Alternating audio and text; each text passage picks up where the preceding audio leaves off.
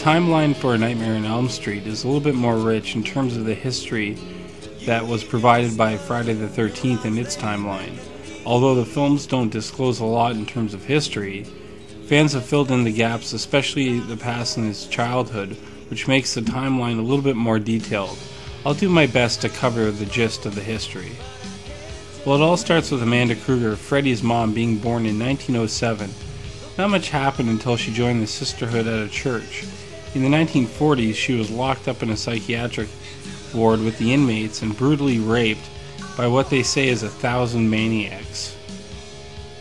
Now, I find it odd that they named Freddy the son of 1,000 maniacs because, well, only one could impregnate her.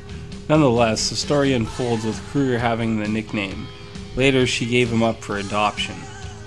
From 1940 until 1961, Freddy was an outsider, exhibiting his future tendencies by killing small animals under the pressure of an alcoholic, abusive father, which may attribute his further behavior.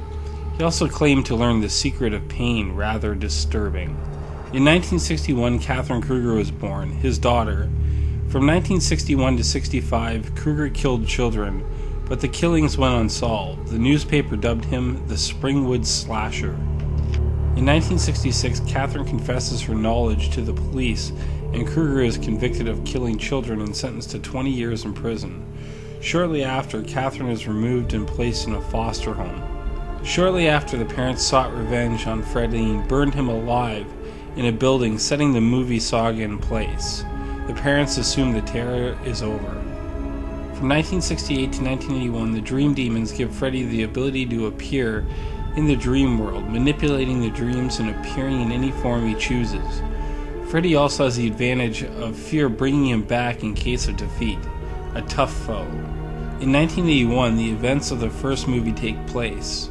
From 1981 to 1986, Freddy continues to kill the kids on Elm Street.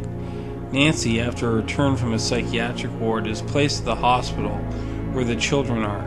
Most deaths are considered suicide. 1986 is the year that Freddy's Revenge takes place, so we're getting out of sync with the release dates. 1986 and 87, the house is boarded up and the kids on Elm Street are all in the psychiatric ward, and their deaths are considered accidents, or at least caused by something other than the dreams. Nancy, she moves back to the hospital as an intern to help the kids. Nancy is there to help the kids, and the year is 1987. 1988, that's the year that the Dream Warriors take place. The Dream Child takes place in 1989. As weird as it sounds, the timeline puts Freddy's dead at the year 1999. There's no continuity in the movies and the timeline at all. 2003 is when Jason vs. Freddy takes place. I'm reluctant to put this here because it's a crossover and I really don't consider it a part of the series. Be that as it may, this is just a brief overview of the timeline. There's a lot of backstory with the comics especially, and general fan opinions, so I hope I just gave a brief overview of the series.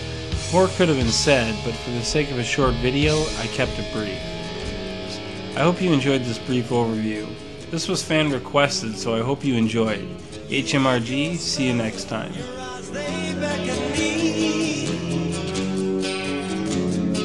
Your lips, they speak lies and misery.